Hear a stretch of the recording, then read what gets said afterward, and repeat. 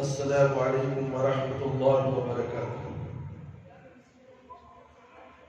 أعوذ بالله من الشيطان الرجيم. بسم الله الرحمن الرحيم. إن الحمد لله نحمده ونستعينه ونستغفره ونعوذ بالله من شرور أنفسنا ومن سيئات أعمالنا. من يهده الله فلا مضل له ومن يضلل فلا هادي له، وأشهد أن لا إله إلا الله وحده لا شريك له، وأشهد أن محمدا عبده ورسوله. أعوذ بالله السميع العليم من الشيطان الرجيم من همزه ونفخه ونفسه. بسم الله الرحمن الرحيم. يا أيها الذين آمنوا اتقوا الله حق تقاته ولا تموتن إلا وأنتم مسلمون. يا أيها الناس اتقوا ربكم الذي خلقكم من نفس واحدة وخلق منها زوجها وبث منهما رجالا كثيرا ونساء. واتقوا الله الذي تساءلون به والأرحام إن الله كان عليكم رقيبا. أعوذ بالله من الشيطان الرجيم.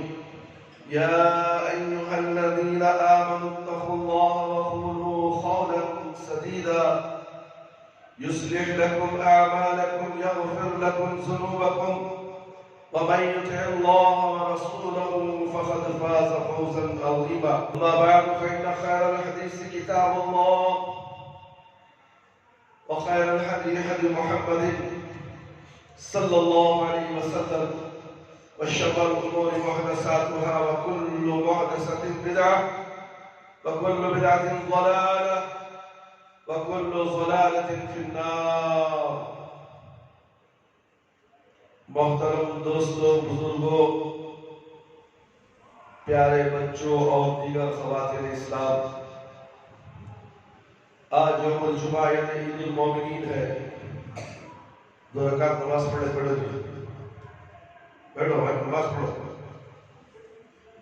آج عید المومنین یعنی یوم الجمعہ ہے.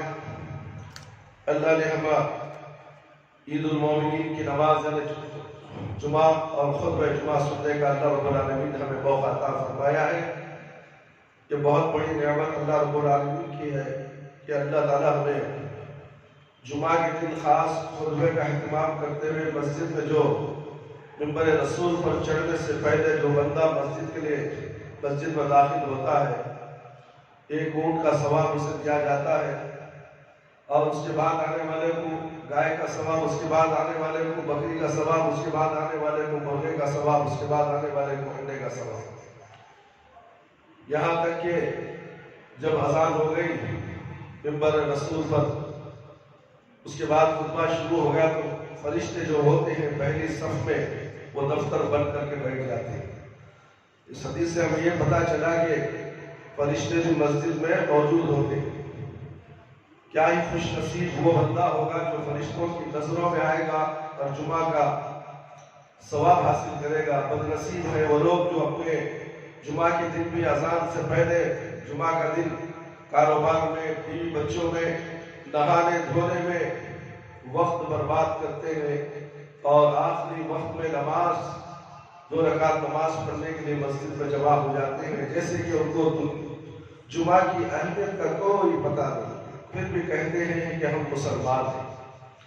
یاد رکھو میرے بھائی، جمعہ کے دن آدھا دن آپ جان بوجھ کر ہی صحیح بند کر دو، دکان کاروبار گھر میں بیکار بیٹھے رہنا. معلوم ہے آپ کو 1:30 بجے نماز اذان ہوتی ہے، جمعہ کا خطبہ شروع ہوگا، آپ کو 1:15 بجے مسجد میں داخل ہو جانا چاہیے تاکہ آپ کو رکعت تحیۃ المسجد کے اور 2 رکعت جو ہے تحیۃ المسجد کے پڑھے. مگر بدنصیب شخص ہے وہ ابھی آ رہا، اس کے جوڑوں بھی نہیں، بچے بھی نہیں، اونٹ کا ثواب بھی نہیں، جمعہ کی اہمیت بھی نہیں، سستی کاہلی.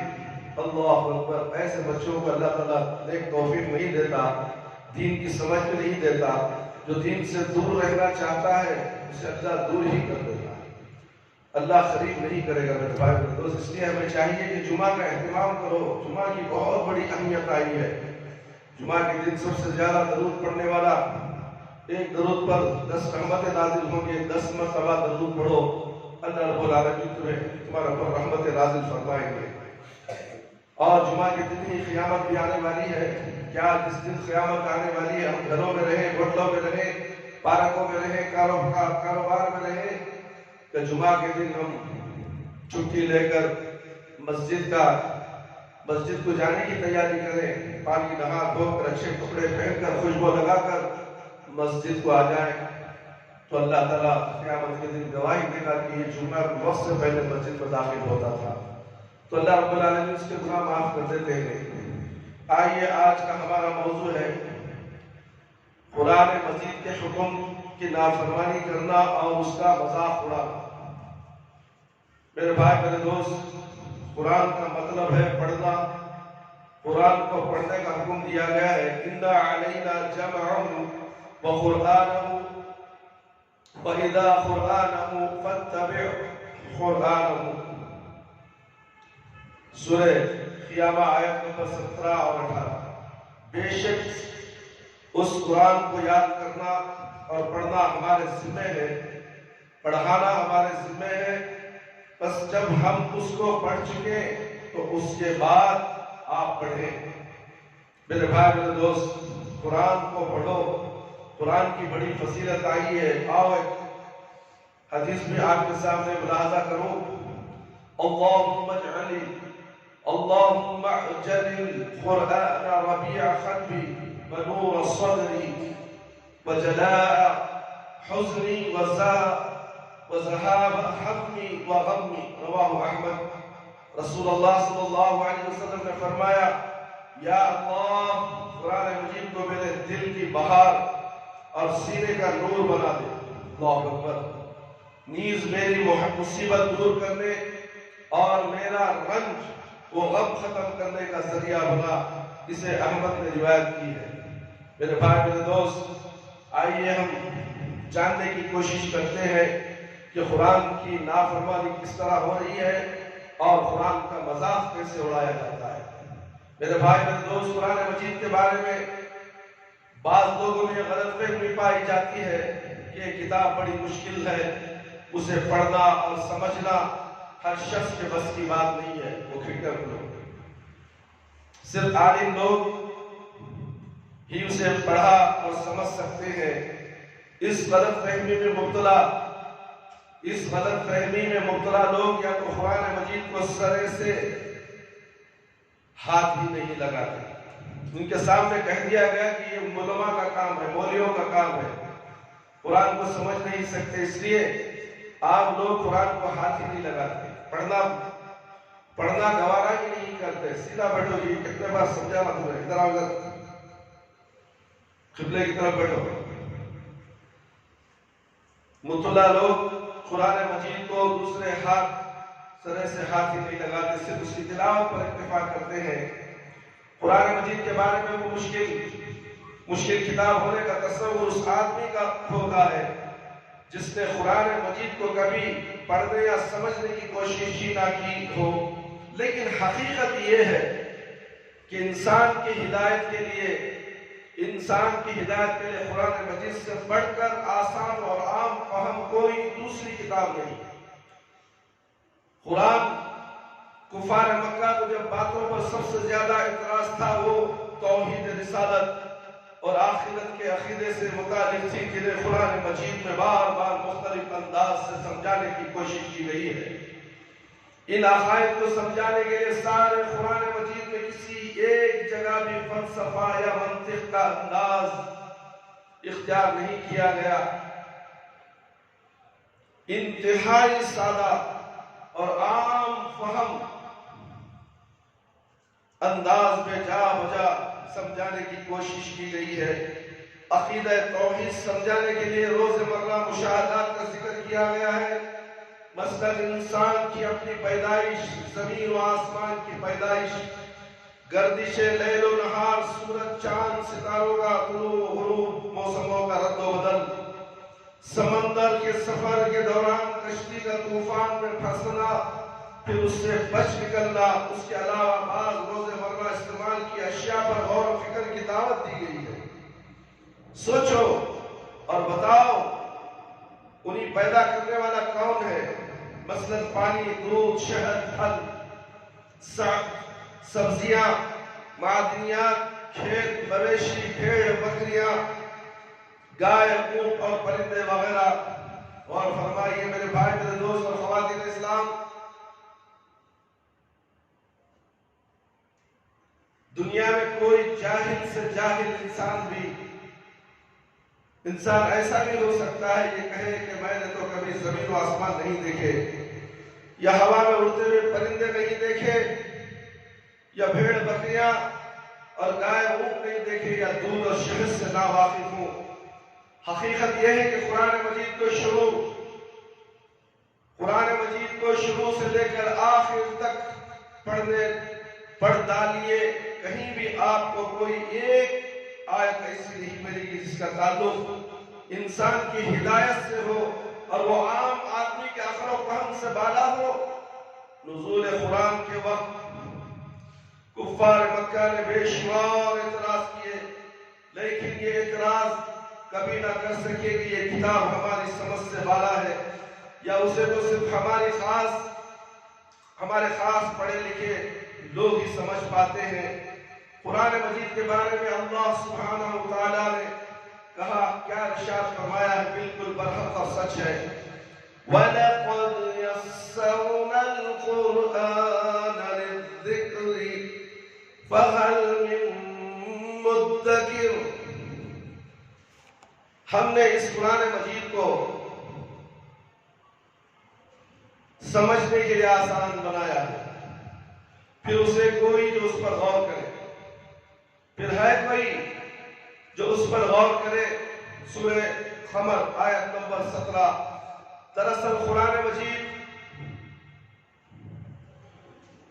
کے مشکل ہونے کا پروپیگنڈا صرف دین خانقاہی کے علمداروں نے کر رکھا ہے، جن کے دین کی ساری تعلیمات قرآنی تعلیمات کے برعکس ہیں۔ بزرگوں کے فوت ہونے کے بعد خبر میں ان کے زندہ ہونے کا عقیدہ، اپنے مرودوں کی دعا اور پکار سننے کا عقیدہ اور انہیں فیض پہنچانے کا عقیدہ، ان کی حاجتیں اور مرادیں پوری کرنے کا عقیدہ، مشکلات اور مصائب میں ان کی مدد کرنے کا عقیدہ، اللہ کے ہاں سفارش کرنے اور اپنے مریدوں کو بخشوانے کا عقیدہ، بیماری سے شفا حاصل کرنے کے لیے ان کے مزاروں سے خاص شفا حاصل کرنا، مزاروں پر دھاگے باندھنا، ان کے نام کی نظریں نیازیں دینا، چراغاں کرنا، پھولوں کی چادریں چڑھانا، خبروں کو بوسہ دینا، خبروں کے آگے جھکنا اور سجدے کرنا، خبروں کو غسل دینا اور ان کے ایصال ثواب کے لیے برسیاں منانا، عرس لگانا، میلے ٹھیلوں کا اہتمام کرنا، مردوں کے لیے رسم خور، رسم سوئم، ساتواں دسواں وغیرہ منانا، قرآن خوانی کرنا، سید عبدالقادر جیلانی رحمۃ اللہ علیہ کے نام کی 11ویں دینا، یہ تمام افعال ایسے ہیں جن کا کتاب و سنت سے، قرآن اور حدیث سے دور کا بھی واسطہ نہیں۔ اس لیے دین خانقاہی کے علمدار قرآن مجید کو ایک مشکل کتاب کہہ کر لوگوں کو اس کی تعلیمات سے دور رکھنا چاہتے ہیں۔ نظام خانقاہی کے علمدار خوب جانتے ہیں کہ جیسے جیسے قرآن مجید کی تعلیمات عام ہوں گی، دین خانقاہی کا سارا کاروبار اپنے آپ زمین بوس ہوتا نظر آئے۔ آخر میں ہم یہ وضاحت بھی کر دینا ضروری سمجھتے ہیں کہ قرآن مجید میں بعض مقامات و واقعی تشریح طلب ہے، لیکن کسی کتاب میں مشکل مقامات آنے کی وجہ سے اس کتاب کو سرے سے ہاتھ ہی نہ لگانے کا طرز عمل کیا معقول ہو سکتا ہے؟ اگر کسی طالب علم کو فزکس یا کیمسٹری کے بعض فارمولے سمجھ میں نہ آئے تو کیا اسے فزکس یا کیمسٹری پڑھنا چھوڑ دینا چاہیے؟ یہ فارمولے کسی اچھے استاد سے سمجھنے کی کوشش کرنی چاہیے۔ ہر ہوش مند آدمی یہی جواب دے گا کہ اسے استاد سے سمجھنے کی کوشش کرنی چاہیے۔ اسی طرح اگر قرآن مجید کی کوئی ایک آیت یا حکم سمجھ میں نہ آئے تو اسے کسی عالم دین سے سمجھنے کی کوشش کرنی چاہیے۔ محض مشکل کتاب کے بہانے قرآن مجید کو زندگی بھر ہاتھ ہی نہ لگانا یا اسے پڑھنے اور سمجھنے کی کوشش ہی نہ کرنا تو محض شیطانی فریب ہے۔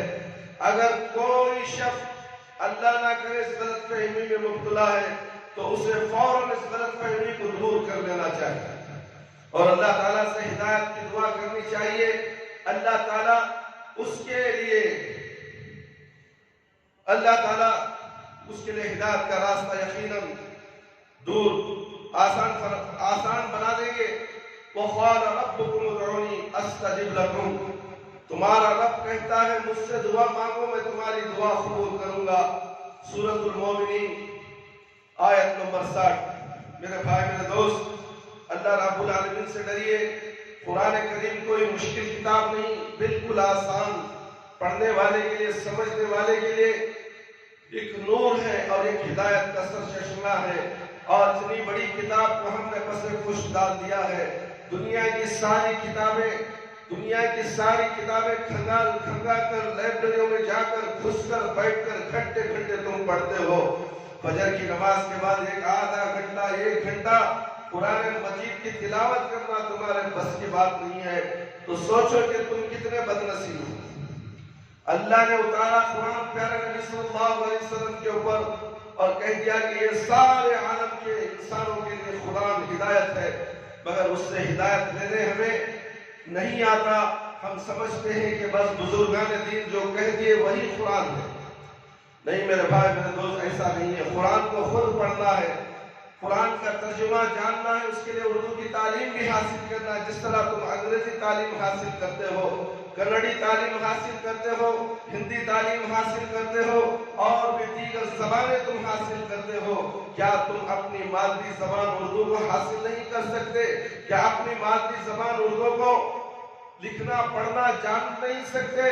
اگر تم نہ جان نہیں سکے تو قرآن تم پڑھو گے صرف ثواب کے لیے، سمجھنے کے لیے نہیں، غور و فکر کرنے کے لیے نہیں، اس پر عمل کرنے کے لیے نہیں، ہدایت حاصل کرنے کے لیے نہیں۔ جب اسی طرح کی زندگی تمہاری گزر جائے گی، کل قیامت میں اللہ رب العالمین تمہیں سوال کریں گے، تم سوال کا جواب نہیں دے سکو گے۔ سوال کر دینا ہی تمہارے لیے جہنم میں جانے کا راستہ تیار ہو جائے گا۔ صرف سوال ہو گیا اللہ کا بندے سے، سمجھ لو اس کی خرابی آ گئی ہے، اب یہ جنت میں نہیں جا سکتا۔ کیوں؟ سوال ہی ایسا ہوگا۔ اسی سوال کی تیاری کے لیے اللہ رب العالمین نے ہمیں اس دنیا میں بھیجا ہے۔ ہم اس دنیا میں اس کی تیاری کرنا ہے یا تیاری کیے بغیر امتحان کے لیے چلے گئے؟ بچہ امتحان کی تیاری اس دنیا میں کرتا ہے، کلاس میں جانے سے پہلے کلاس میں جا کر پڑھتا ہے، پھر آ کر گھر میں یاد کرتا ہے، پھر ایگزام کے وقت سے پہلے 2 دن پہلے 3 دن پہلے اس کی تیاری کر کے ایگزام لکھنے جاتا ہے تو وہ شخص کامیاب ہو جاتا ہے۔ جو مدرسے میں تو پڑھ لیا، کالج میں تو پڑھ لیا، اس کی طرف توجہ نہیں دی اور قرآن اور جتنی بھی کتابیں وہ اسکولوں میں کالجوں میں پڑھتا ہے اس کا مطالعہ نہ کرے تو کیسے ایگزام لکھ سکتا ہے؟ وہ اس ایگزام میں ناکام ہوگا۔ اسی طرح قرآن مجید کا بھی معاملہ ہے، دینی کتب کا بھی معاملہ ہے میرے بھائی۔ قرآن مجید اور احادیث سے نبویہ صلی اللہ علیہ وسلم تمہارے سامنے آنے کا مطلب ہے کہ تم اسے پڑھو اور اسے جاننے کی کوشش کرو۔ جب تک تم اسے پڑھنے کی کوشش نہیں کرتے، اسے جان کر عمل نہیں کرتے تو تمہیں کیسے جنت نصیب ہوگی؟ جنت کوئی معمولی جگہ نہیں ہے میرے بھائی، اللہ نے بڑی پیاری جگہ بنائی ہے، وہ مومنوں کے لیے ہے۔ جو دنیا میں اس کی تیاری کر کے وہاں آتا ہے، اس بندے کے لیے اس جنت کا اہتمام کیا گیا ہے۔ اور جہنم بھی بہت بڑی جگہ ہے، بہت بری جگہ ہے، بڑی بھیانک جگہ ہے۔ اور دنیا میں جو نافرمان ہوتے ہیں، قرآن کو پس و پش ڈال دیتے ہیں، قرآن کی نافرمانی کرتے ہیں، قرآن کو سرے سے ایک معمولی کتاب سمجھ کر، اپنے بزرگان دین کی باتوں کو سمجھ کر اپنے بزرگان دین کی باتوں پر عمل کرتے ہیں تو یہ سرے سے پہلے نافرمان ہو گئے، تو پھر یہ نافرمان مرے گا تو سیدھے جہنم میں چلا جائے گا۔ اور قرآن کو سمجھ کر پڑھ کر، احادیث کو سمجھ کر اس پر عمل کرے گا، دنیا کے اندر خبر میں بھی بچ جائے گا، پلسرات میں بھی بچ جائے گا، اور میدان حشر میں رسوائی سے بھی بچ جائے گا۔ پھر اللہ رب العالمین اپنے فضل و کرم سے اسے جنت میں داخل فرمائیں گے۔ میرے بھائی میرے دوست، یاد رکھو، انگریزوں نے ہمارے لیے جو نظام تعلیم وضع کیا تھا، اس کا ہدف یہ تھا کہ اگر برصغیر کے مسلمان کافر بن سکے تو کم از کم مسلمان بھی نہ رہے۔ انگریز اپنے اس ہدف میں 100% کامیاب رہے۔ افسوس کہ انگریزوں کے دیے جانے کے بعد، انگریزوں کے جانے کے بعد وہ نظام تعلیم چوں کا تو ہی رہا۔ تعلیم کتب اور تواریخ کی ہو، یا طب کی، سیاست کی ہو، یا معیشت کی، سائنس کی ہو، یا فلسفے کی، ان میں کہیں بھی اللہ تعالیٰ کی فرما نروائی، اللہ تعالیٰ کی قدرت، اللہ تعالیٰ کی حکمت، اللہ تعالیٰ کا عمل جیسے الفاظ نہ پہلے تھے نہ آج ہے، جس کا نتیجہ یہ ہے کہ جیسے بے دین اللہ کی ناآشنا افراد انگریز کے دور میں تیار ہوتے تھے، ویسے ہی بے دین اور اللہ ناآشنا افراد تیار ہو رہے ہیں۔ میرے بھائی میرے دوست، سوچو تو صحیح، ہمیں انگریزی تعلیم کہاں لے جا رہی ہے؟ دین سے ہمیں دور کر رہی ہے، دنیا کی طرف محبت پیدا کراتی ہے، آخرت سے نفرت دلاتی ہے۔ جو شخص قرآن اور حدیث نہیں پڑھے گا، دین حاصل نہیں کرے گا اور دنیا کی بڑی بڑی کتابیں پڑھے گا تو دنیا کی خواہش اس کے دل میں آ جائے گی۔ وہ سی بھی انگریزی تعلیم کے اندر دینی تعلیم نہیں ہے میرے بھائی میرے دوست۔ بس دنیا کمانا، سائنس، ڈاکٹری، انجینئرنگ، یہی سمجھایا جاتا ہے کہ تم دنیا میں اچھے سے اچھا کماؤ، اچھے سے آرام دہ گھروں میں رہو، کاروں میں پھرو، بنگلوں میں رہو۔ یہ تعلیم اس کے اندر دی جاتی ہے اور بچہ شروع سے لے کر آخر تک اسی تعلیم کی طرف توجہ دیتا ہے، اور جب بڑا ہو جاتا ہے، بالغ ہو جاتا ہے، عمر رسیدہ ہو جاتا ہے اور شادی کے لائق ہوتا ہے تو اس کی شادی کر دی جاتی ہے، اور وہ بھی اسی طریقے کی لڑکی کو تلاش کر کے اس کا نکاح بھی ہو جاتا ہے۔ جو یہ بھی جاہل وہ بھی جاہل، دونوں کو بھی دینی معلومات نہیں، تو یہ دونوں کے راستے جہنم کے راستے بن جاتے ہیں۔ جس کے بعد ان کی نسل پیدا ہوگی، وہ ماں باپ کیسے ہیں ویسے ہی وہ بھی بچے ہوں گے۔ ماں باپ اگر مشرک ہے تو اس کا بچہ بھی مشرک، ماں باپ اگر نافرمان ہے تو اس کا بچہ بھی نافرمان، ماں باپ اگر کافر ہے تو اس کے بچے بھی کافر۔ اس لیے کہ جو بھی مسلمان اس دنیا میں پیدا ہوا ہے فطرت اسلام پر پیدا ہوئے۔ اللہ رب العالمین فرماتے ہیں میں نے دنیا کو 50,000 سال پہلے جنم دیا اور اس وقت میں نے سارے دنیا کے انسانوں کو چونٹی کی شکل میں پیدا فرما کے اقرار لیا تھا میں کون ہوں۔ یعنی دنیا پیدا ہوئی اس کے 50,000 سال سے پہلے دنیا میں جتنے بھی لوگ آئیں گے اور قیامت تک آئیں گے ان تمام کو چونٹیوں کی شکل میں پیدا کر کے اقرار دیا ہے اے لوگوں بتاؤ میں کون ہوں۔ سب تمام نے اقرار کر لیا کہ آپ اللہ ہیں، اور تم کس کی عبادت کرو گے؟ اے اللہ ہم تیری ہی عبادت کریں گے۔ یہ اقرار ہو چکا ہے، اللہ سے معاہدہ ہو چکا ہے، عہد کر کے ہم اس دنیا میں آئے ہیں، ماں باپ کے پیٹ سے نکل کر آئے۔ یہ اللہ رب العالمین کا کرم ہے کہ ہمیں دنیا میں داخل فرمایا ہے، اور فطرتی طور پر پیدا ہوتے ہیں بچے فطرت اسلام پر، اور جب وہ مریں گے یعنی شعور سے پہلے مر جائیں گے تو لازم ہے کہ وہ کافر کا بچہ ہو، مشرکین کا بچہ ہو، یا عیسائی کا بچہ ہو، یا یہودی کا بچہ ہو، یا برہمن کا بچہ ہو، یا کسی اور تنظیم کا بچہ ہو جو نافرمان تنظیمیں ہیں ان سے اس کا تعلق ہو، تو وہ بچہ سیدھے جنت میں چلا جائے گا، اور جنت میں ان کے باپ دادا ابراہیم علیہ السلام اسے کھلاتے رہیں گے، اس کی ذمہ داری اس کی حفاظت کریں گے۔ اللہ اکبر، دیکھیں کافر کا بچہ گیا جنت میں، اس کی خدمت کون کر رہے ہیں؟ ابراہیم علیہ السلام۔ میرے بھائی سوچو، جب بچہ شعور سے بالغ میں آ جاتا ہے، بالغ ہو جاتا ہے تو دیکھتا ہے کہ میرا باپ درگاہ کو جاتا ہے تو بچہ بھی درگاہ کو جائے گا، میرا باپ چرچ کو جاتا ہے تو بچہ بھی چرچ کو جائے گا، میرا باپ گردوارے کو جاتا ہے تو میرا بچہ بھی گردوارے کو جائے گا۔ یہاں اس کے ماں باپ سے مشرک، کافر، عیسائی، مجوسی نہ جانے کیا کیا طریقہ وہ کرتے ہیں، وہ بچہ بھی کرتا ہے۔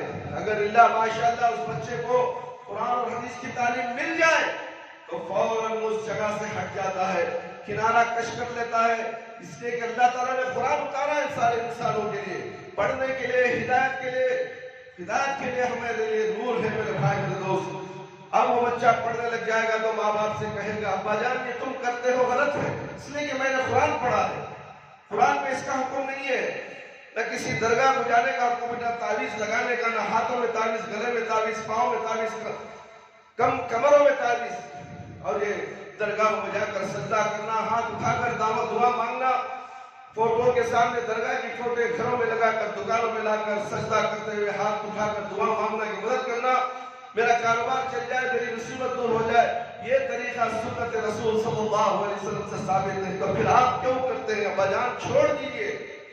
تو پھر اس سے بچے کو ڈانٹ پڑائی جائے گی، مار بھی پڑے گی، ارے بدماش تو کہاں چلا گیا، کون سی مسجد میں چلا گیا، ارے یہ تو ہمارے دشمنوں کی مسجد ہے، نہ جانے کیا کیا بول کر اس بچے کو مارا جاتا ہے، پیٹا جاتا ہے، پھر وہاں سے نہ جانے کی تاکید کی جاتی ہے۔ تو سوچو اور بچے کو بگاڑنے والے کو خود اس کے ماں باپ، پھر اللہ بردوش کے اللہ نے ہمیں مشرک بنایا ہے تو کیوں بنایا؟ تو پھر اللہ نے تو مشرک بنایا تو آگ جہنم کی جو پیدا کی ہے، جہنم کیوں پیدا کی؟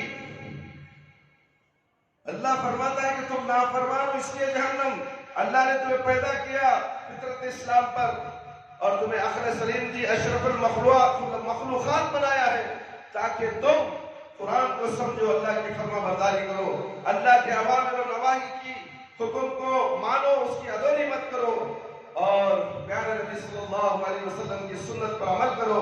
مگر آپ لوگوں نے ایسا نہیں کیا تو جس کی وجہ سے جہنم تمہارا انتظار کر رہی ہے۔ جب اس وقت کیا حالت ہوگی، کون سا باب آئے گا، کون سا پیر آئے گا، کون سا مرشد آئے گا، کون سا مفتی آئے گا، کون سا مولوی آئے گا؟ نہیں میرے بھائی، سب تصور کی باتیں ہیں، خبر کی کڑی خبر والے کو معلوم ہوتی ہے، جیسے ہی خبر میں سنا کر لوگ آتے ہیں تو چپلوں کی آہٹ کو سنتا ہے، اس کے بعد کی آواز کوئی نہیں سنتا، یہ حدیث کے اندر ہے۔ اس کے بعد پھر فرشتے آ جائیں گے، اٹھا کر بٹھائیں گے، اسے سوال کریں گے من ربک ما دینک من نبیک، ان تین سوالوں کا اگر خبر میں جواب دے دے تو کامیاب ہے، اگر نہ دے تو وہیں سے اسے عذاب شروع ہو جائے گا، جہنم کا عذاب، جہنم کا دروازہ کھول دیا جائے گا، اسے جہنم کے اندر دھکیل دیا جائے گا، اور جواب صحیح دے دے تو جنت کا دروازہ کھول کر اسے کہا جائے گا اے انسان تو نے دنیا میں جو تیاری کی تھی اس کا جواب تو نے صحیح دیا ہے، اب تو دلہن کی طرح جنت کے باغیچے میں قیامت تک سوتا رہے۔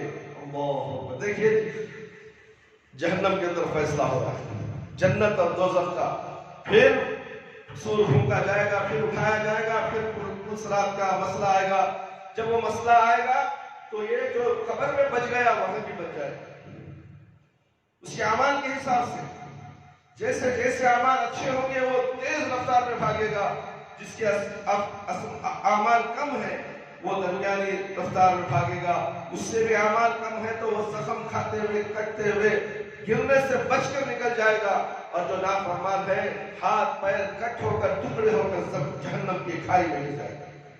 یہ فیصلہ ہے قیامت کے دن۔ پھر میدان حشر میں کھڑایا جائے گا، اس طرف مجرمین ہوں گے، اس طرف مومنین ہوں گے، اور دیکھا جائے گا سب لوگ جو مشرک ہوں گے، کافر ہوں گے، نافرمان ہوں گے، خوف و ہراس کی زندگی کی طرح کھڑے ہوں گے، پسینے میں ڈوبے ہوئے ہوں گے، ایک طرف دیکھا جائے گا مومن حشاش بشاش خوبصورت چہرے، چمکتے ہوئے چہرے، ایسے خوش رہیں گے جیسے کہ اب جنت میں جانا ہے۔ یہ نظارہ خود عوام دنیا کے لوگ دیکھیں گے قیامت کے دن، اس وقت دیکھے گا کہ کاش مجھے کوئی نیکی دے دے، میں بھی وہ صف میں جا کر کھڑے ہو جاؤں، وہ لائن میں کھڑے ہو جاؤں، سیدھے ہاتھ والوں میں کھڑے ہو جاؤں، میں بائیں ہاتھ والے میں کھڑا ہوں، کتنا بد نصیب ہوں۔ اپنے آپ کو کھروچے گا، اپنے انگلیوں کو خود اپنی زبان سے اپنے دانتوں سے کٹ کر لے گا، کاٹ کھائے گا، پھر بھی اللہ رب العالمین اس پر رحم نہیں کریں گے۔ فیصلہ ہو جائے گا اس کے لیے، جاؤ جہنم میں فرشتوں کو ہم کو ہانکو ہکالو، جس طرح بیلوں کو بکروں کو ہکال کر لیا جاتا ہے، اس طرح یہ جہنمیوں کو بھی اس میدان حشر سے فیصلے کے بعد ہانک کر جہنم کے اندر ڈھکیل دیا جائے گا۔ میرے بھائی، جنت اتنی آسان جگہ نہیں ہے۔ جنت حاصل کرنے کے لیے اس دنیا میں کوشش کرنی چاہیے، اس دنیا میں محنت کرنی چاہیے۔ بغیر محنت کے کوئی چیز کامیاب نہیں ہو سکتی۔ آپ دن رات محنت کرتے ہیں، شام میں آپ کو معاوضہ ملتا ہے۔ اب خاموش ہاتھ بن کر بیٹھ جائے تو کیا تمہارا مالک تمہیں درما دے گا؟ تمہاری فیس ادا کرے گا؟ کہے گا کہ تمہیں کام ہی کچھ نہیں کیا؟ وہ بھی آیا ہے 2 بجے، اب شام میں 7 بجے جانے کی بات کہتا ہے، تمہیں درما کہاں سے دوں؟ معاملہ تمہارے خود تمہارے عمل کے ساتھ ہے۔ تمہیں دنیا کا عمل تم کرتے ہو، کام مزدوری کرتے ہو، اس کا معاوضہ لینے کے لیے تم کوشش کرتے ہو۔ کیا جنت کو جانے کے لیے تم ایسے ہی اپنی زندگی، دنیا کی زندگی گزار کر نماز نہیں پڑھتے ہوئے، قرآن کی تلاوت نہیں کرتے ہوئے، احادیث نبویہ صلی اللہ علیہ وسلم کا مطالعہ نہیں کرتے ہوئے، تو پھر دین تمہیں کیسے سمجھائے گا؟ دین کسی کے باپ کے ملا کی جاگیر نہیں، کسی بابا کی جاگیر نہیں، کسی پیر اور مرشد کی جاگیر نہیں۔ دین تو اللہ کا ہے، پیارے نبی صلی اللہ علیہ وسلم کی شریعت ہے۔ میرے بھائی، اگر تم نے اس شریعت کو قبول نہیں کیا، باباؤں کی شریعت کو، مزاروں، خانخواہوں، نہ جانے کن کن چیزوں کی شریعتوں کو تم نے مان لیا، تو تم خسارے میں ہو، تم بہت بڑے نقصان میں ہو۔ کاش کہ تم دنیا کے اندر مالدار ہی ہو، بڑے بڑے بلڈنگوں کے مالک ہو، اپارٹمنٹ کے مالک ہو، کاریں ہیں، بنگلے ہیں، سب کچھ ہے، عیش و آرام ہے۔ کہ کافر کے پاس نہیں ہے؟ جو نافرمان ہے، وہ غیر مسلم ہے، نافرمان ہے، کیا وہ مالدار نہیں ہے؟ کیا تم اندھے ہو اسے دیکھتے ہیں؟ تمہارے سے اچھا ہے وہ، تمہارے سے بڑے بڑے کمپنیاں رکھا ہے وہ، تو اس کا مطلب کیا ہے؟ اس کا مذہب صحیح مذہب ہے کہ وہ جنت میں چلا جائے گا؟ اور تم جو ہو دن رات کام کرتے ہو، نماز کا وقت آتا تو تمہیں کان میں چون تک نہیں لگتی۔ کتنے بڑے بدماش ہو تم، اور کتنے بڑے اللہ کے نافرمان ہو۔ قرآن کا انکار کرنے والے تم ہیں۔ اقیموا الصلاۃ وآتوا الزکاۃ، نماز کو قائم کرو اور زکات دو، مگر تم نماز کو قائم نہیں کرتے، پہلے 10 کو ہی لات مار کے ہٹا دیتے۔ نماز کی تمہیں اہمیت ہی نہیں ہے میرے بھائی میرے دوست۔ قرآن کی اہمیت نہیں ہے تو نماز کی اہمیت کہاں سے؟ نماز کی اہمیت نہیں تو قرآن کی حدیث کی اہمیت تمہارے پاس کہاں سے آئے؟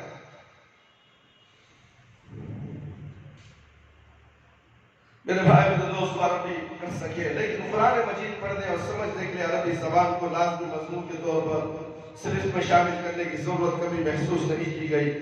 اسلامیات کو لازمی مضمون کے طور پر شامل تو کیا گیا، لیکن اس کا صرف ایسا مرتب کیا گیا جیسے پڑھنے کے بعد طالب علم ایک روایت کی مسلمان تو واقعی بن جاتا ہے، لیکن اسے آگے بڑھ کر اللہ، اس کے رسول صلی اللہ علیہ وسلم سے وفا کا گہرا تعلق پیدا ہو، یا قرآن مجید سے عملی زندگی میں رہنمائی حاصل کرنے کا عقیدہ پختہ ہو، ایسا صرف تیار کرنے کے لیے ہمارے اسلام پسند حکمران کبھی تیار نہیں ہوتے۔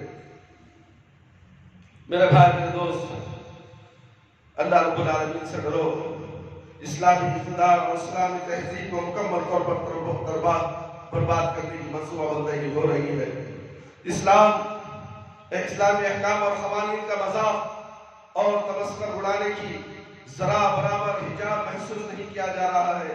یہ ساری باتیں آپ کی آنکھوں کے سامنے انٹرنیٹ کے ذریعے سے، ٹی وی کے ذریعے سے، اخبارات کے ذریعے سے انسان مسلمانوں کو اور اسلام کو کس طرح سے نیچا دکھانے کی کوشش کی جا رہی ہے، آپ کو اچھی طرح اس سے آپ واقف ہیں۔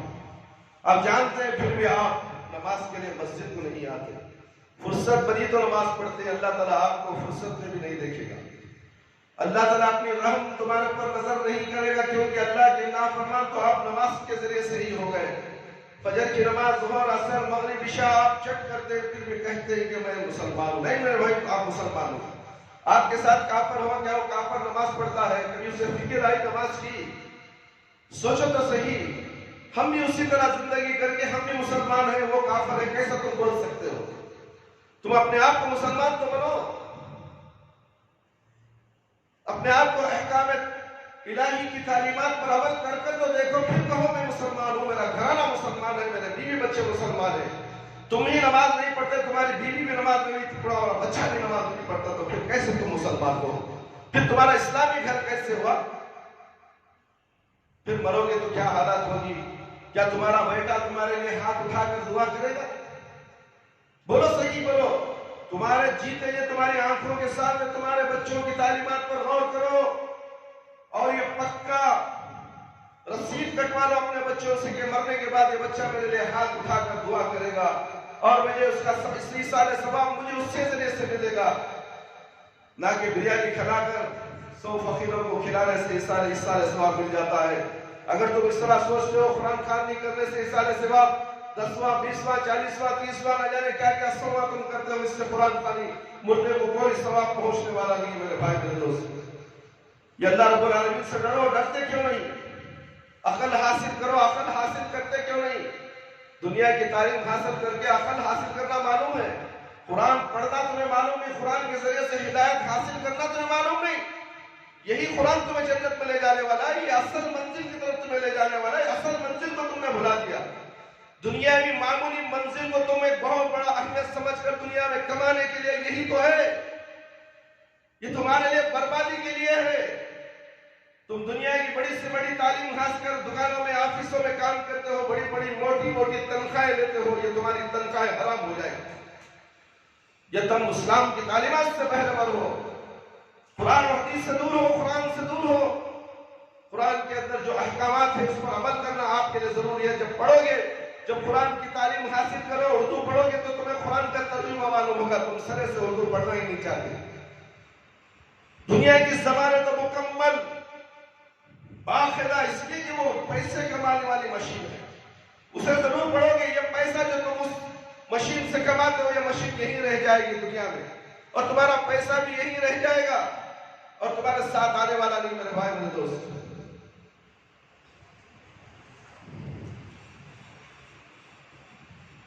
بالکل بجا درست ہے، لیکن سوچنے کی بات یہ ہے کہ ہمارے قرآن کیا آسمان سے اچانک نازل ہو گئے؟ ہمارے بڑے بڑے لوگ بزرگان دین کے آسمان سے اچانک نازل ہو گئے یا زمین میں سے اگائے؟ ہمارے حکمران جو کر رہے ہیں، کیا کہہ رہے ہیں، یہ سب کچھ وہی تو ہے جو انہوں نے ملک کی تعلیمی اداروں سے پڑھا اور سیکھا۔ آج اگر ہمیں حکمران برے نظر آتے ہیں تو یہ برائی ہمارے نظام تعلیم کی ہے، جس کے بارے میں حکیم الامت نے فرمایا، گلا تو گھوٹ دیا اہل مدرسہ نے تیرا، گلا تو گھوڑ دیا اہل مدرسہ نے تیرا، کہاں سے آئے صدا لا الہ الا اللہ۔ اللہ اکبر میرے بھائی میرے دوست۔ بس اگر ہم قوم کو قرآن مجید کی تعلیم سے محروم کرنے والی رکاوٹوں کو دور کرنا چاہے تو ان میں سے سر فہرست ہمارا نظام تعلیم تبدیل کرنے کی فکر کرنی چاہیے۔ جب تک نظام تعلیم تبدیل نہیں، اس کے اثرات بس سے پورا ملک بدستور آلودہ ہوتا رہے گا، ہر گھر تباہ ہوتا رہے گا۔ ہر گھر کے اندر قرآن کی تعلیمات نہیں ہے، وہ گھر منحوس گھر ہے، وہ گھر بربادی کا راستہ تیار کر رہا ہے، اور بنے گا تو یہ پورے گھر کے کنبے جہنم میں جائیں گے۔ اللہ کو جہنم میں بھیجنے کے لیے کوئی بس و پش نہیں، اللہ تمہارا محتاج نہیں، تم اللہ کے محتاج ہو۔ پھر دنیا کی تعلیم حاصل کرتے ہو تو قرآن و حدیث کی بھی تعلیم حاصل کرو میرے بھائی۔ آپ کو جنت کو جانا ہے، جنت کی راستے پہ چلنا ہے، جہنم کے راستے پہ ہرگز بعض لوگ بچپن میں کسی وجہ سے قرآن مجید کی تعلیم حاصل نہیں کر پاتے، لیکن بعد میں جب انہیں اس کوتاہی کا احساس ہوتا ہے تو محض بڑی عمر کی وجہ سے قرآن مجید کی تعلیم حاصل کرنے میں جھجک محسوس کرتے ہیں۔ کیا شرم! دنیا کی تعلیم جوان ہونے کے بعد، شادی ہونے کے بعد بھی حاصل کرتا، اس وقت شرم نہیں آتی تجھے؟ قرآن کا علم حاصل کرنے کے لیے کہتا ہے کہ نہیں اب 20 سال ہو گئے، میں کہاں جا کے بچہ کے ساتھ پڑھو؟ نہیں، رات کو آ جا، 10 بجے کے بعد آ جا، 10 سے آدھا گھنٹہ 10:30 مسجد تقویٰ میں نوجوان کو پڑھانے کی تعلیم کا بیڑا اٹھا رکھا ہے، مگر کوئی مائی کا لگ پڑھنے کے لیے تیار نہیں۔ رات کے بعد آئے گا ڈیوٹی سے، ٹی وی دیکھے گا، انٹرنیٹ دیکھے گا، وہ دیکھتے وہ شیطان دجال اسے فرصت ہی کہاں دے؟ دجال ہے، ہاتھوں میں ہر مسلمان کے ہاتھ میں، ہر عورت کے ہاتھ میں دجال ہے۔ وہ دجال تمہیں سیدھے موبائل کے ساتھ ہی تمہیں جہنم میں لے جائے گا۔ تم قرآن کی تعلیم حاصل کرنے کہتے ہو کہ میری عمر ہو گئی ہے، یہاں تک کہ حکم ہے کہ اگر تمہارے پیر اگر خبر میں بھی چلے جائیں، لٹکتے ہیں، اب تب میں مرنے والا ہوں، جب بھی قرآن کا علم حاصل کرو۔ اللہ شاید اللہ آپ کو بچا لے خبر سے۔ خبر بہت بھیانک جگہ ہے میرے بھائی میرے دوست۔ سوچتے ہیں تو جسم کے رنگ پہ کھڑے ہو جاتے ہیں، مگر سوچنے کا موقع شیطان نہیں دیتا۔ دنیا کی خوبصورت نگاہیں، دنیا کے ایسے چکو چاند روشنیوں کو تمہارے سامنے، خوشنما چہروں کو، خوبصورت لڑکیوں کو، اونیاں لڑکیوں کو انٹرنیٹ کے ذریعے تمہیں دکھا کر تمہارے خیالات کو دور کر دیتا ہے اسلام سے، اور تم اس کی طرف جھک کر نماز کو چھوڑ دیتے، قرآن کی تعلیمات کو چھوڑ دیتے۔ آؤ نوجوان ہو تو آؤ، مدرسے کو آؤ، رات کے 10 بجے کے بعد آؤ، صبح کے فجر کی نماز کے بعد آؤ، فجر کو اٹھو، قرآن کی تعلیم حاصل کرو، نماز پڑھ کے قرآن کی تعلیم حاصل کرو۔ شرط کس بات کی؟ جب تم دنیا کی تعلیم حاصل کر کر تمہارا رشتہ ہوتا ہے، تم لڑکی تلاش کرتے ہو تو ماں سے کہتے ہو کہ ذرا دیندار لڑکی کو دے دو، ہمیں قرآن پڑھنے آتا ہے کیا؟ پوچھ لو۔ یہ بے شرم کو قرآن پڑھنے نہیں آتا، اماں کو بولتا لڑکی کو قرآن پڑھنے آتا ہے کیا؟ پوچھ لو۔ دیکھو یہ اس کا دماغ کتنا خراب ہے۔ وہ جھوٹ بولے گا پڑھ لیتی ہے بچی، پڑھ لیتی ہے بچی، اور خوش ہو گیا گھر میں پڑھ لیتی ہے، چلو نکاح کرو۔ جب شادی ہو جائے گی پھر آئے گا سہاگ رات کے بعد، اسے پوچھے گا کیا جی تو میں قرآن پڑھنے آتا؟ تھوڑا تھوڑا، چلو پڑھ کر سنو، ہمارے امی کو قرآن پڑھنے آتا سنو۔ اس کے بعد وہ بھوکتا جاتی ہے، پریشان ہو جاتی ہے کہ ابھی نہیں مجھے اٹک اٹک ہے، نہ جانے کیا کیا بہانے بناتے ہیں۔ ذرا سوچو تو صحیح، کیا یہ ہمارا نظام صحیح ہے؟ ہم اگر صحیح تعلیم حاصل کر لیے قرآن کی تو ہماری آنے والی بیوی بھی ویسی نیک اور صالح ہوگی۔ ہم اپنے آپ کو صالح بنائے، ہمیں اپنے آپ کو دیندار بنائے، اس کے بعد دیندار لڑکی کی تلاش کریں، اس کے بعد گھر جنت نما گھر بنے گا تمہارا، ورنہ تو تمہارا گھر شروع سے ہی جہنم کا دہ بن جائے گا۔ تعلیم حاصل کرنے میں جھجک محسوس کرتے، یہ مثبت انداز فکر نہیں۔ اللہ تعالیٰ عمر کے جس حصے میں ہدایت نصیب فرما دے، کیا معلوم مرتے مرتے تمہیں ہدایت نصیب ہو جائے، اس کو بچپن ہی سمجھنا چاہیے۔ رسول اکرم صلی اللہ علیہ وسلم کا ارشاد گرامی ہے، قرآن مجید کی تعلیم میں مہارت رکھنے والا انسان قیامت کے روز لکھنے والے معزز نیک فرشتوں کے ساتھ ہے۔ کیا ان فرشتوں کے ساتھ تمہارا نام نہیں لکھا جانا چاہیے؟ سوچو، یہ دنیا کا تمہارا باس، کمانڈر ہو یا کچھ بھی ہو، جو دنیا میں تم محبت سے اس کے ساتھ اٹھتے بیٹھتے ہو، دن رات کام کرتے ہو، کیا وہ قیامت کے دن تمہیں اس کے ساتھ کھڑو گے؟ وہ تو جہنم کے لین میں کھڑا ہوگا۔ سوچو، ہم کو تو معزز فرشتوں کے ساتھ ہونا چاہے۔ جو شخص اٹک اٹک کر پڑھتا ہے اس کے لیے 2 اجر ہے میرے بھائی۔ جو قرآن شروع کرتا ہے پڑھنے کے لیے، اس اٹک اٹک کر پڑھتا ہے تو اللہ رب العالمین ایک کی بجائے اسے 2 اجر دیتے ہیں۔ یہ مسلم کی حدیث شریف ہے۔ الفاظ غور طلب ہے، ظاہر تلاوت کا ماہر تو وہی ہے، وہی بنے گا جس نے بچپن میں ہی قرآن مجید کی تعلیم حاصل کر لی، اور اٹک اٹک کر وہی پڑھے گا جو بچپن میں کسی وجہ سے قرآن مجید کی تعلیم حاصل نہ کر سکا اور بڑی عمر میں پڑھنا شروع کیا۔ رسول اللہ صلی اللہ علیہ وسلم نے ایسے شخص کو دوہرے اجر کی نوید سنا کر اس کی وسیلہ، اس کی حوصلہ افزائی فرمائی ہے۔ کہیں اٹک کرنے کی وجہ سے یہ قرآن کو پڑھنا نہ چھوڑو۔ ارے بھی تم اٹک اٹک پڑھو، تم نہ 2 ثواب ہے، ایک ثواب، ایک حروف کو ایک ثواب اللہ رب العالمین 10 بھی دینے والے ہیں، 10 کی جگہ 20 دینے والے، تو 20 ثواب تمہیں ملنے والے۔ اٹک اٹک کر پڑھو تو صحیح، جب صحیح پڑھنے لگ جاؤ گے تمہیں قرآن کا لطف آئے گا، روح کو سکون ملے گا، قرآن سے محبت، نماز سے محبت، مسجد سے محبت، اللہ سے محبت اور پیارے نبی صلی اللہ علیہ وسلم سے محبت خود بخود پیدا ہو جائے گی۔ لوگوں فلانے بولنے کی ضرورت نہیں ہے، قرآن خود تمہیں تعلیم دیتا ہے کس کی پیروی کرنا جائز ہے، کس کی پیروی کرنا ناجائز ہے، کون سی چیز کھانا حلال ہے، کون سا چیز حرام ہے، کون سا کاروبار حرام ہے، کون سا کاروبار حلال ہے۔ ہر چیز، بیماری کے لیے کیا دعا پڑھنا، جادو پریت ہو جائے تو کیا دعا پڑھ کر اس کے اثر کو ضائع کرنا، یہ قرآن میں موجود ہے۔ وَنُنَزِّلُ مِنَ الْقُرْآنِ مَا هُوَ شِفَاءٌ وَرَحْمَةٌ لِّلْمُؤْمِنِينَ۔ پورا قرآن تو شفا ہے میرے بھائی میرے دوست، مومنوں کے لیے، اور رحمت ہے یہ مومنوں کے لیے، اور جو حاسد خور ہیں، جو ظالم ہیں، ان کے لیے قرآن خسارہ۔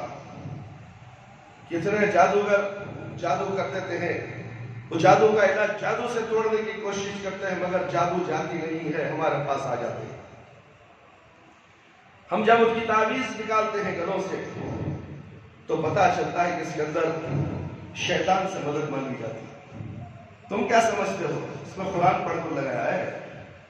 چلو قرآن بھی پڑھ دیا، قرآن کی ایک کاپی بھی لگا دیا زراعت کی، تو سوچو میرے بھائی آپ گلے میں قرآن لٹکائے ہو، کیا آپ بیت الخلا کو نہیں جاتے؟ ذرا یہ ٹھنڈے دماغ سے پوچھو، میں بول رہا ہوں نہیں۔ قرآن کو بیت الخلا میں لے جا کر بیٹھ کر بیت الخلا کرنا جائز ہے یا حرام ہے یا ناجائز ہے؟ یہ تم فیصلہ کرو۔ پھر وہ تعویذ کے اندر آیت الکرسی لکھی ہے، خود اللہ وقت کا سورہ اخلاص، سورہ فلق، سورہ ناس لکھا ہوا ہے۔ ہم نے پوسٹ-مارٹم کیا ہے تعویذوں کا، بتا رہا ہوں نہیں، ایسے کھلا چھاٹ رہا ہوں نہیں، چھوڑنے کی بات نہیں۔ یہ ممبر رسول ہے، سچ بولنا، حق بولنا، ورنہ تو گردن ہماری کٹ جائے گی۔ ہم ڈرنے والے نہیں ہیں میرے بھائی میرے دوست۔ پوسٹ-مارٹم کی رپورٹ بتا رہا ہوں تمہیں۔ فرعون سے مدد، حامان سے مدد، شیطان سے مدد، اس کے الفاظ ہندسوں میں لکھے ہوئے ہیں۔ کچھ قرآن کی آیتیں زراعت چیز میں لگا دیا گیا ہے، گلے میں ڈالا ہوا ہے، بیت الخلا جاتا ہے۔ شیطان تو وہی چاہتا ہے تم قرآن کو بیت الخلا میں جاؤ، اس لیے کہ اللہ کے نبی صلی اللہ علیہ وسلم نے فرمایا بیت الخلا جانے سے پہلے اللہم انی اعوذ بک من الخبث والخبائث کی دعا پڑھو، شیطان وہاں سے بھاگ جائے گا۔ اب تعویذ پڑھنے والا، تعویذ ڈالنے والا دعائیں تو پڑھتا ہی نہیں، پڑھے گا کیسے؟ اس کے بابا نے اسے پڑھنے سے منع کیا، تعویذ تمہارے گلے میں ہے، تم مرتے دم تک تمہیں کچھ نہیں ہوگا، تم جنت کو چلے جاؤ۔ یہ سرٹیفکیٹ اس کے گلے میں لگا دی گئی، اس کے ہاتھوں میں لگا دی، اس کے بازوں میں لگا دی گئی، اس کے کمروں میں لگا دی گئی، اس کے پیروں میں لگا دی گئی۔ پیروں میں ڈوری ہوتی ہے، غیر مسلم کے بھی پیروں میں ڈوری ہوتی ہے، ہاتھوں میں ہوتی ہے، گلے میں ہوتی ہے، مسلمان کی بھی ہوتی ہے۔ تو مسلمان کون، غیر قوم کون، کیسے پہچانو گے؟ وہی طرز عمل مسلمانوں کا بھی ہے جو یہود و نصارہ کا ہے۔ پھر تمہیں تبدیلی کیوں نہیں آتی؟ تمہیں دیکھتے ہی تم اندھے ہو، بہرے ہو، گونگے ہو، پھر کیسے کہتے ہو میرا بھائی تم مسلمان ہو؟ مسلمان نہیں ہو، اسلام سے دور، اسلام کی تعلیمات سے دور، باباؤں کی تعلیمات کے قریب، پھر شیطان کیسے بھاگے گا؟ آپ جمعہ کے دن پانی نہائے، گندے پانی سے نہائے، پاک و صاف پانی سے نہائے۔ گندگی پاک و صاف سے پیدا ہوتی ہے، قرآن پاک ہے، اس کو پڑھنے کا حکم دیا گیا ہے، اس پڑھنے سے تمہارا جادو بھی بھاگے گا، تمہارے شیطان بھی بھاگے گا۔ قرآن کو سننے سے تمہارے جسم کے اندر جو شیطان ہے، جادو ہے، وہ ختم ہو جائے گی۔ ایک کھلا چیلنج اللہ رب العالمین کا۔ اللہ رب العالمین جب چیلنج کرتے ہیں تو کوسا بابا ہے اللہ رب العالمین کے قرآن کے سامنے کھڑنے کی طاقت رکھنے والا۔ ایسے کتنے پیشنٹ آئے، منہ کی کھا کر چلے گئے، کالا جادو، پیلا جادو، بنگالی جادو، سب جادو کجس نجس ہو گئے۔ قرآن دستور حیات ہے، تمہارے لیے رہنمائی ہے، تم نے اسے پسے پش ڈال دیا اور اللہ کی نافرمانی مبتلا ہوئے، 24 گھنٹوں کے چکر میں تو شیطان پھنسا ہے۔ اتنی تعویذ ہے یہ گھر کے اندر، پھر بھی نمازی بہک گئے۔ ان عاملوں نے گمراہ کر دیا اپنے گھر والیوں کی علاج کے لیے، اپنے بچیوں کے علاج کے لیے۔ باپ تڑپ گیا، نمازی تھا، بچوں کے چہرے کو دیکھتا، وہ معصومیت کو دیکھتا، بچے بلبلا رہے، تڑپ رہے، تو معصوم باپ نے کہا کہ چلو یہ بھی رستہ دیکھ لیں۔ دنیا آزمائش ہے میرے بھائی، تمہارے کو بھی آزمانا، تمہارے بیوی بچوں کو بھی اللہ رب العالمین آزماتا ہے، خوف و ہراس سے مصیبتیں ڈال کر۔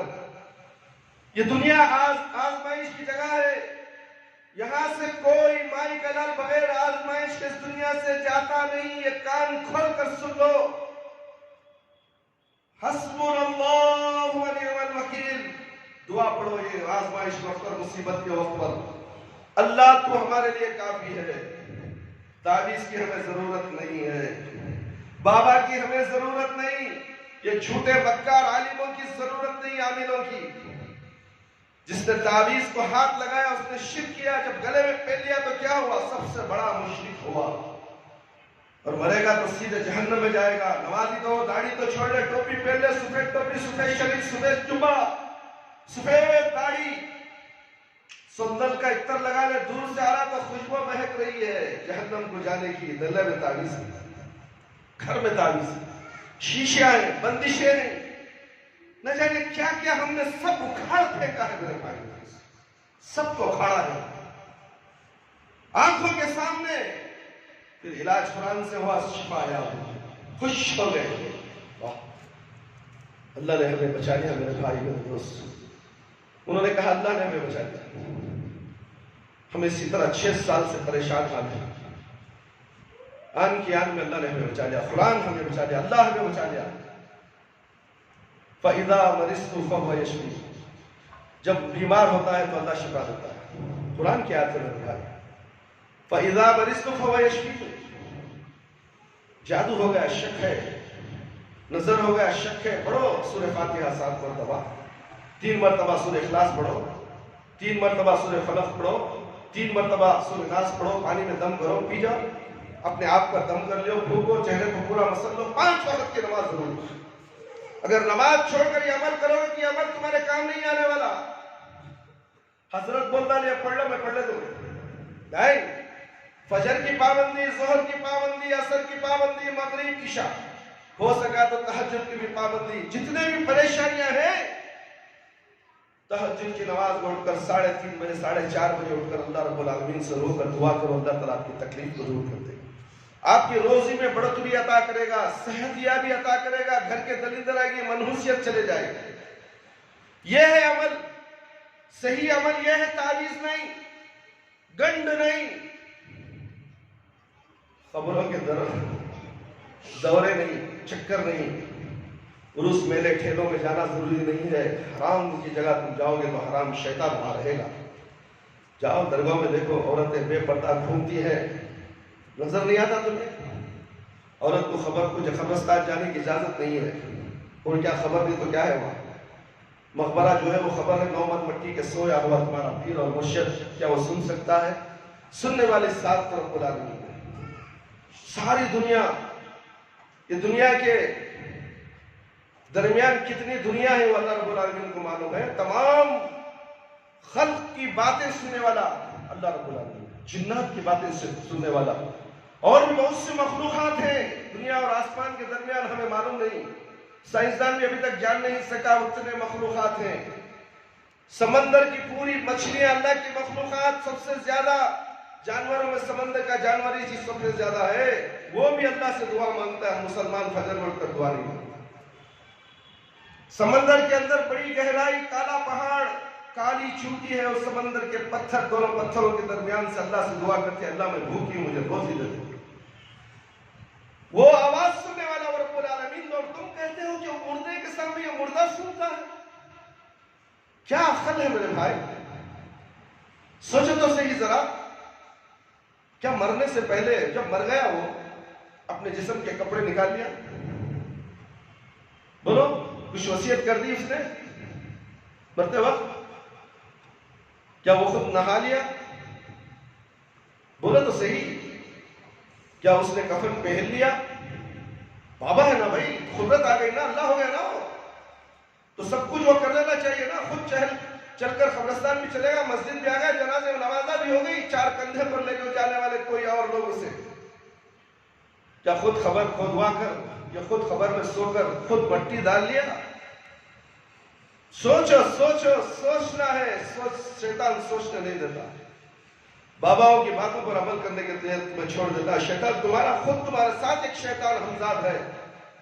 وہ تمہیں قرآن سے، دین سے گمراہ کر ایسے کاموں میں مبتلا کرتا ہے، اس لیے کہ میں تو جہنم میں جانے والا ہوں ہی، اور ان تمام مسلمانوں کو بھی ساتھ میں جہنم میں لے جاؤں گا. تو پھر کیا حال ہوگا میرے بھائی دوست؟ خبر میں وہ گیا تو اپنے آپ مٹی نہیں ڈال لیا، تو پھر مرنے کے بعد 9 من مٹی اس کے جسم کے اوپر ڈال دی گئی. پھر وہ سننے والا کیسے ہوگا؟ 6 مہینے میں پوری لاش ختم ہو جاتی ہے، ہڈیاں اس کی گوسیدہ ہڈیاں نظر آتی ہیں. ایسے قبرستان کو اللہ کے نبی صلی اللہ علیہ وسلم نے خبر کی زیارت کرنے بولا ہے. کون سے قبرستان کو؟ وہ تمہارے باپ دادا کی خبر ہے، جس کے اندر گڑھے پڑ گئے ہیں، جو خبریں بوسیدہ ہو چکی ہیں. ایسے خبروں کی زیارت کرو، تمہیں موت یاد آئے گی، آخرت یاد آئے گی. تم وہاں قبرستان کے پاس جانے ڈرتے ہو، گھبراہٹ شروع ہو جاتی ہے، ارے قبرستان کو میں نہیں آتا نہیں. وہاں جانے کا حکم دیا گیا ہے میرے بھائی. وہاں جا کر ہاتھ اٹھا کر دعا نہیں مانگنا ہے، بس کھڑے کھڑے مردوں کے لیے مغفرت کی دعا دل سے کرنا ہے. اگر وہ پڑھ کے دعا کرے گے تو وہ قبرستان میں بھی دعا، وہ قبر وہ درگاہ میں بھی ہاتھ اٹھا کر دعا کرنے لگ جائیں گے لوگ، اس لیے منع کیا گیا قبروں کے پاس ہاتھ اٹھا کر دعا کرنے سے منع ہے۔ بولو تمہارے رشتے دار ہیں، تمہاری والدہ ہیں، تمہاری بیوی ہیں، تمہارے بچے ہیں، تمہارے ماں باپ اگر ہیں، دفن ہے، دادا دانی سب کچھ دفن ہے، تو کہو اے اللہ اس میں سوئے ہوئے میرے رشتے دار، میرے ماں باپ دادا دانی ہیں، اے اللہ ان کی تو مغفرت کر دے، ان کے گناہوں کو بخش دے۔ جتنے الفاظ کہہ کر آپ لوٹ کر آ سکتے ہیں، اس کی اجازت ہے، مگر وہ خبر جہاں پر بڑے بڑے قالین بچھے ہوئے، بڑے بڑے پھولوں کے گلدستے، پھولوں کے باغیچہ بنا کر، خوشبو کی دھول اگربتیاں عود سنگا کر، قیمتی شینڈلر لگا کر، دھواں ہی دھوگا، عورتوں کی بھرمار طواف کر رہے ہیں، قرآن پڑھ رہے ہیں، سجدے کر رہے ہیں، ایسی قبرستان کو جانے کی اجازت ہے۔ وہاں صرف شیاطین رہتے ہیں، جنات کا پہرا رہتا ہے وہاں پر۔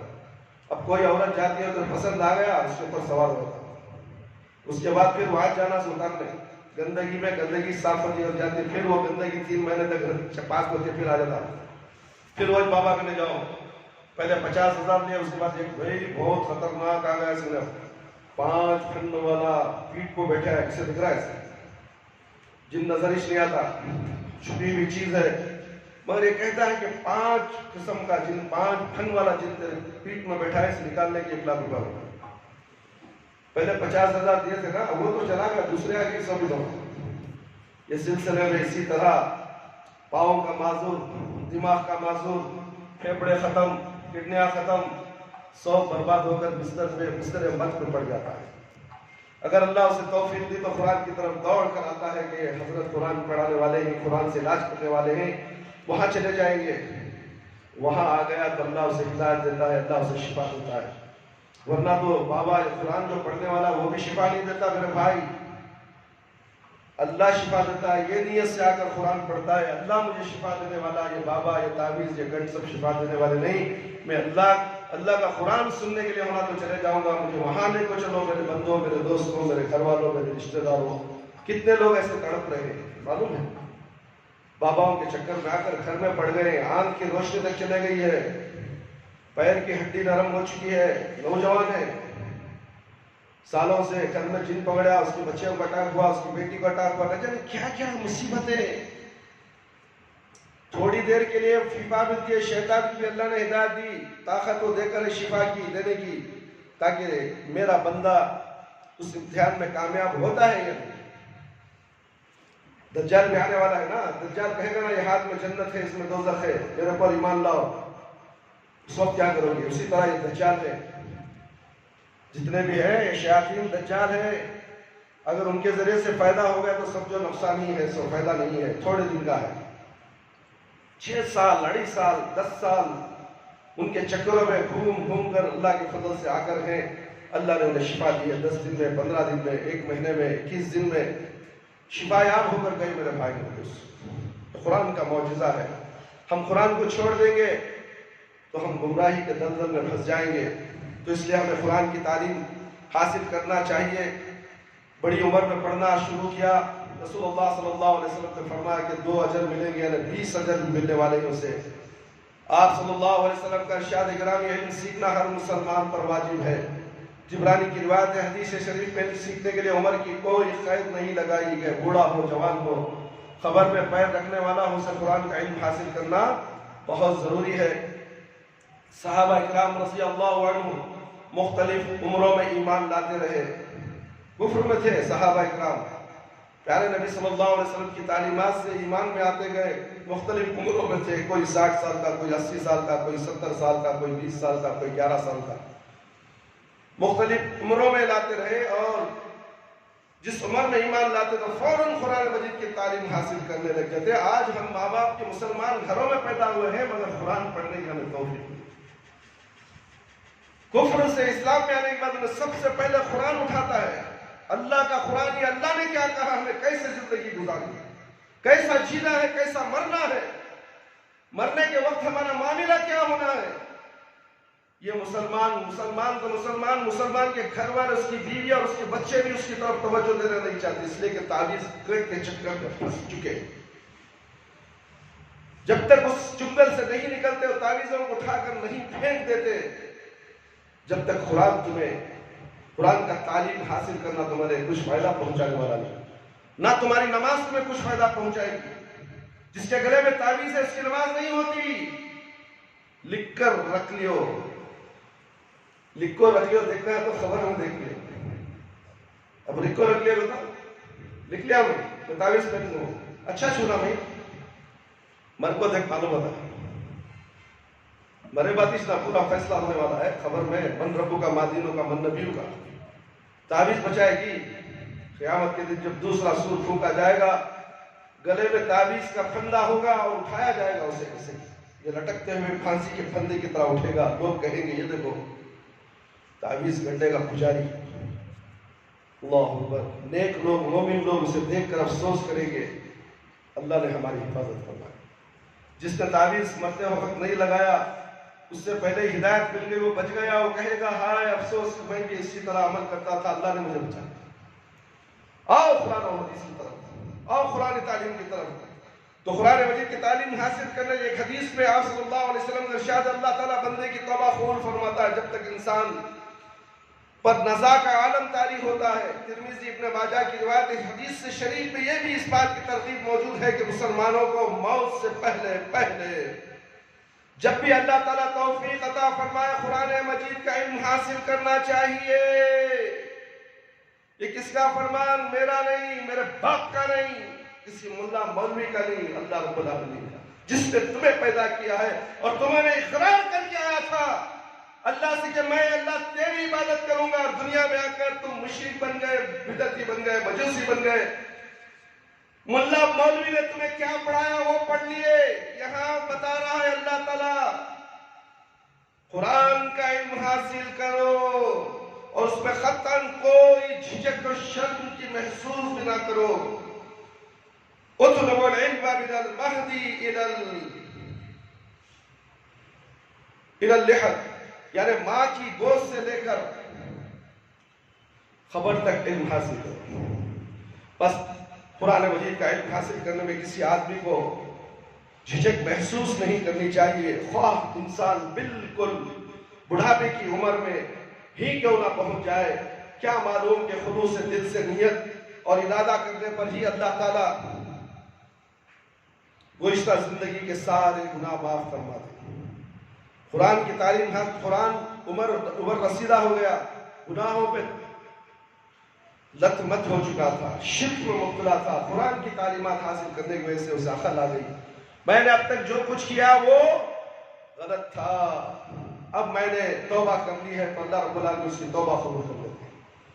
اور جتنے بھی وہ گناہ کیا تھا نیکیوں میں تبدیل کرنے والے اللہ رب العالمین، اور اللہ رب العالمین اپنے فضل و کرم سے اسے جنت میں بھیجنے والے۔ کوئی اپنے فضل سے جنت نہیں جاتا، اپنے عمل سے جنت نہیں جا سکتا، اس کے کتنے بڑے سے بڑے عمل کیوں نہ ہو، وہ اللہ کی رحمت سے، اللہ کے فضل سے ہی جنت میں جائے گا۔ یاد رکھ لو، کان کھول کر سن لو، کوئی مائی کا لال، کوئی باپ، کوئی بابا، کوئی پیر، کوئی مرشد اسے جنت کو لے کو جانے والا نہیں، خود اس کا صحیح عمل تقویٰ ہے، پرہیزگاری ہے، ایک اللہ کی عبادت کر رہا ہے کہ یہ چیلنج نہیں کر سکتا کہ میں اپنے علم کی بدولت، اپنے عمل کی بدولت، اپنے نمازوں کی بدولت، اپنے حج کی بدولت، اپنے زکوٰۃ کی بدولت، اپنے صدقہ اور خیرات کی بدولت تہجد گزار ہوں، میں خود اپنے علم کی وجہ سے میں جنت میں جاؤں گا نہیں۔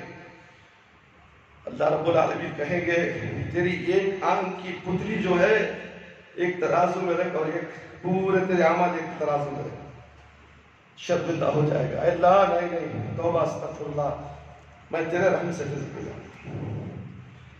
اللہ نے جو ہمیں آزادی دی آنکھ کی پتلی، اس کا حق ہمیں ادا نہیں کرتے تو پھر کیسے مسلمان میرے بھائی؟ یہ ایک روشنی چلے گئی، آنکھ کی دیوانہ ہو جاتا ہے، ہسپتالوں کے چکرے کاٹتا ہے، انٹرنیٹ دیکھنے نہیں ہو رہا مجھے، یہ دجال کو دیکھ نہیں سک رہا ہوں میں، ننگی لڑکیاں ناچتی اسے دیکھ نہیں سک رہا ہوں، بڑے بڑے چشمے لگا دیا جاتے ہیں اس کے آنکھوں کے اندر۔ یہ نعمت جو اللہ نے تمہیں آنکھ دی ہے اچھا دیکھنے کے لیے، پڑھنے کے لیے، قرآن احادیث کا مطالعہ کرنے کے لیے، آنکھ جو نعمت ہے، جس کی آنکھ کی نعمت چلے گئی، جا کر اس کے سامنے کھڑ کر پوچھو میرا کلر کیسا ہے، ہائے مجھے نہیں معلوم، میں بدنصیب ہوں، بے نور ہوں۔ نور اللہ کی سب سے بڑی نعمت ہے جو اللہ نے دو آنکھیں تمہیں دی۔ ایک تکہ اگر آنکھ میں چلے گا انسان بے قرار ہو جاتا ہے، فوراً پیپر کا ٹکڑا نکالتا ہے، آنکھ میں ٹھوس کر وہ کچرا نکالنے کی کوشش کرتا ہے، نکل نہ سکے تو ہاسپٹل اٹھاتا ہے، خود بابا کرنے جاتا ہے کچرا نکالنے۔ سوچو سوچو، جو وسائل ہے ڈاکٹر کے پاس کے جا کر کرو، بیمار ہے ڈاکٹر میں جاؤ، اور ڈاکٹر کے پاس لا علاج ہو تو قرآن کی طرف آ جاؤ، شفا مل جائے گی۔ جادو اگر ہے کسی پر، آصف کا اثر ہے تو ڈاکٹر کے پاس لا علاج۔ تم کتنے بھی اسکیننگ لے لو، بڑھاپے کی عمر میں میرے بھائی قرآن مجید خلوص نیت کے ساتھ پڑھنے کی ابتدا کرنے سے اگر گزشتہ زندگی کے سارے گناہ معاف ہو سکتے ہیں، دھل سکتے ہیں، تو اللہ تعالیٰ معاف فرما دے تو کون سا برا سودا کیا ہم نے قرآن کے ساتھ؟ سب سے بڑا سودا تو قرآن کے ساتھ ہے میرے بھائی، قرآن کے ساتھ سودا کرو۔ دنیا کی بڑی بڑی کتابوں کے ساتھ تم لاکھوں ڈگریاں حاصل کرنے کے پیسہ خرچ کے سودا کرو، قرآن کا علم حاصل کرنے لاکھوں روپیوں کی ضرورت نہیں۔ جو قاری پڑھاتا اسے 500 روپے دے دیے مہینے کو تو آپ کو قرآن سکھانا شروع کر دے گا۔ 500 روپے میں جنت حاصل کرنے کی تمہیں فرصت نہیں، لاکھوں روپے، کروڑوں روپے ڈاکٹر پڑھنے کے لیے، سیٹوں کے لیے۔ ہم نے سنا ہے، ہم نے دیکھا ہے، ہم نے مشاہدہ کیا ہے، ہم ایسے بدھو مولوی صاحب نہیں۔ ساری دنیا کی خاک چھانیاں ہم نے ہر دور کو، ہر نظریے کو ہم نے قریب سے دیکھا ہے۔ کون کتنا پیسہ خرچ کرتا ہے دنیا کی تعلیم کے لیے ہمیں سب معلوم ہے میرے بھائی۔ عربی تعلیم کے لیے کوئی پیسہ خرچ کرنے کے لیے تیار نہیں۔ 200 روپے بھیک کے، مہینہ ہوا تو بھیک منگنا، جا رہے پیسے ملے گا۔ کتنی شرم کی بات ہے، دیکھو وہ والدین بھی وقت سے پہلے، ایک دن پہلے حضرت کو پیسے دے کر نہیں بھیجیں گے۔ وہ مدرسہ مسجد کا ہو یا گھر کا ہو، کہیں کا بھی ہو، کیا وہ 200 روپے کے لیے پڑھاتا ہے؟ بس مسجد مدرسے کو آتے جاتے رہنے کی عادت کے لیے، اس کی پڑھائی کے لیے وہ 200 روپے کی فیس رکھا ہے۔ وہ 200 روپے دینے میں بھی کنجوس۔ یہ کنجوس باپ کو سوچنا چاہیے، میرا بچہ جنت کو جانے کی پڑھائی پڑھ رہا ہے، اسے پیسہ نہیں کرے گا تو وہ کیسے جنت کی پڑھائی حاصل کرے گا؟ اور میں کیسے امید رکھوں کہ یہ بچہ پڑھنے کے بعد میرے لیے دعا کرے گا، میرے لیے صدقہ جاریہ بنے گا؟ اپنے بچوں کو صدقہ جاریہ بناؤ، اپنی اولاد کو نیک اور صالح بناؤ، قرآن کی تعلیم دو، یہی تمہارا سرمایہ ہے۔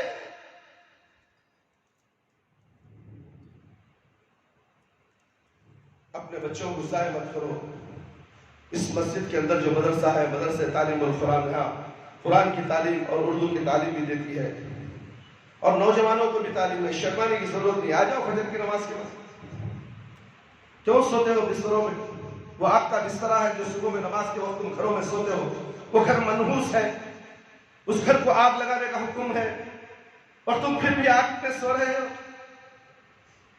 وہ گھر کو آگ لگانے کا حکم ہے میرے بھائی۔ ظہر کی نماز تو آپ زندہ ہو گئے، کاروبار میں آ گئے، حی علی الصلاۃ کی آواز میں مسجد کو چلے گئے۔ فجر میں تم مردہ ہو، مردہ، اللہ نے تمہیں موت دی ہے۔ دین ایک موت کی خالہ ہے، وہ تمہیں عطا کرتی ہے، تم اللہ کے حکم سے اٹھو گے۔ اس لیے نیت کرو کہ مجھے فجر کی نماز پڑھنا ہے۔